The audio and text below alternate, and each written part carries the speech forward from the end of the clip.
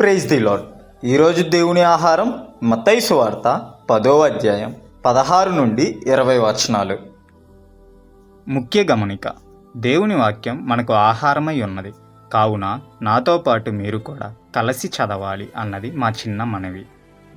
ఇదిగో, తోడేళ్ల మధ్యకు గొర్రెలను పంపినట్టు నేను మిమ్మును పంపుచున్నాను కనుక పాముల వలె వివేకులను, పావురముల వలె నిష్కాపటులునై యుండుడి. మనుష్యులను గురించి జాగ్రత్త పడుడి.